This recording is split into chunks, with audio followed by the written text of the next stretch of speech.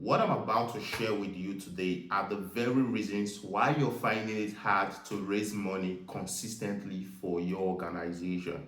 And each of the reasons, I'm going to show you how to overcome them so that you can start raising money, so that you can start raising 6 to 7 figures for your organization over the next couple of months.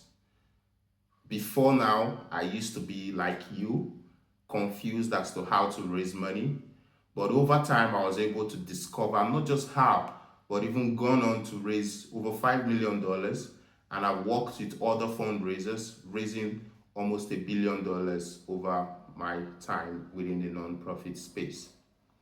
Now, let's jump right into it. The very first reason why you're struggling to raise money is because you're reaching out to the wrong audience. I know this to be true because I used to be in that position. I felt anybody should give to my vision. I felt if people saw the work that we did, they would understand and give to our organization. I felt I could convince just anyone to give to my mission. But that's the wrong way to go about it. In short, going about it that way is going to leave you struggling and frustrated because not everyone is meant to give to your mission. People only give to causes they align with. People only give to causes that matter to them. So if your cause does not matter to them, no matter how much you try to explain or how much you try to convince them, you're mostly not going to get the answer that you seek. And this is why you must be able to identify the right audience, the people who are already aligned, the people who already have the reason to give. We call them the people who have the propensity, the affinity, and the capacity to give to a cause like yours. And the sad part is you reaching out to the wrong audience will keep affecting your confidence and get you to the point where you can't even take action anymore because for every no you hear, that's going to affect your confidence and put you in a position where you can't move forward. So it's time to stop reaching out to the wrong audience and start reaching out to the right audience. And who are the right audience? These are people that benefits from your cause. These are people that have triumphed over the same situation you're trying to help others go through.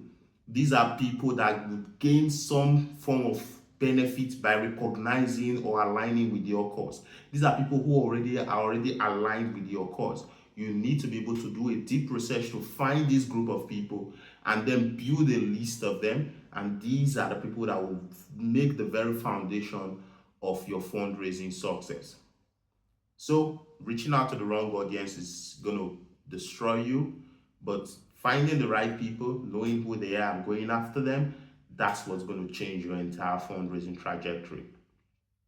Now, the second reason is not having a clear fundraising strategy. So most organizations, most founders, most fundraisers, they reach out with their hands out.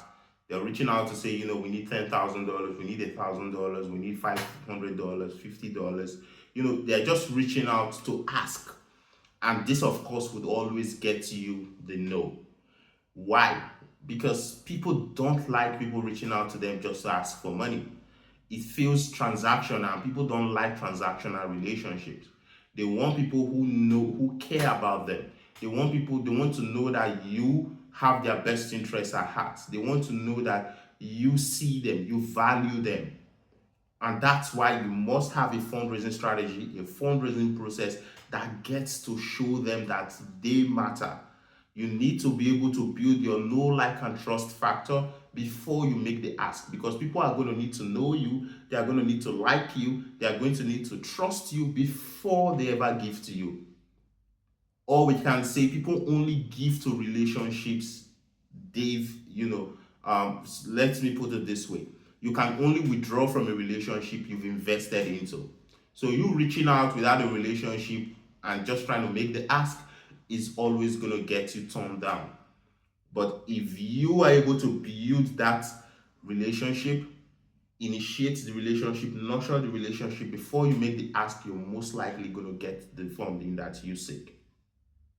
This is very, very important. Even when it comes to grants, we've discovered that grantors usually do give to organizations they somehow know before they even think of organizations that are reaching out to them or applying for their grants for the first time. And that's why one of the reasons One of the strategies we advise when going for grants is trying to connect with grantors, building that relationship before even applying for their grants. So you need to be able to build that know, like, and trust factor before you make the ask. Never reach out with your hands out. It's always going to get you turned down. The third reason is most founders, most fundraisers are trying to do it all alone. You are never meant to do it alone. The non-profit world is not a one-man show. It is a place for collaboration. You need a team to be able to work with you, to execute with you, to be able to create the very results that you seek. If you're trying to do it all by yourself, you're most likely going to get stranded. You're most likely going to wear out, or get worn out or burnt out in time. You need a team to work with you and across the different areas of your fundraising. So, for example, you could get somebody to help with sending out emails. You could get somebody to help with setting up appointments.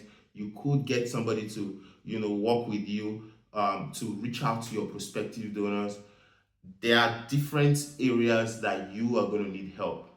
And aside even having a fundraising team, you also need your board to be active with you throughout the entire process. Fundraising is never a one-man show. Your board can be able to support you, not by going out there making the ask or throwing themselves out there, but even reaching out to their own network, you providing them scripts is one way to go. So you need a team, not just a team, an equipped team. They have the proposals, they have the case for support. Your board have the fundraising scripts. That's going to multiply your resources. It's going to multiply your effort, and of course, you can tap into the potentials and the skills of these people to be able to create more results. You don't and you shouldn't do it yourself. It's one of the fastest ways to frustration and isolation. Another important aspect is when launching out your fundraising outreach. Most people think it's just all about reaching out and then they get a yes. But the truth is, if you're reaching out to 1,000 people, you're most likely going to get lots of no's. And that's not the end of the whole journey. Even a no can be turned into a yes, but you need to be able to have a follow-up process. A follow-up process that gets to show them that you're not just reaching out because of the money, but because you value them. You value the relationship. You value who they are as a person. So that's why when you reach out, you have to be able to follow up. That's the only way you can get funded. So, of course, you're going to get those who are going to give to you immediately. This is beautiful. You should have a way to steward those who give to you. So you should be able to follow up with a thank you. You should be able to provide them updates on the impacts you've created with their resources. You should be able to, keep nurturing and building that relationship, because that's what's going to transform into recurring donations. But those who do not give, you don't have to leave them stranded. You can still follow up with them and even get to turn that no into a yes. And I learned something recently from a fundraiser. She said, when you get a no, you could even ask the person to recommend 3 other people to you that could be able to give to your cause. That's actually you turning a no into a yes. So this is very, very important. So for organizations that are struggling, these are the 4 key areas you all make mistakes. And if you begin to correct these mistakes, first identifying the right audience, next having a clear step-by-step fundraising process that gets them to know you, like you, and trust you, then building a team, and then executing your fundraising campaign consistently, following up with those who didn't give, stewarding those who gave, right? You're going to build a fundraising system that not only funds you today, but ensures consistent cash flow for your organization as you go. Next, tomorrow I'm going to be on here talking more on how to transform your fundraising, how to build a team, and how to really, reach your 6 to 7 figure goals over the next 12 months. Stay connected, follow, like, share this with your people who would want to learn more about this. We're always happy to serve you. I'll see you in the next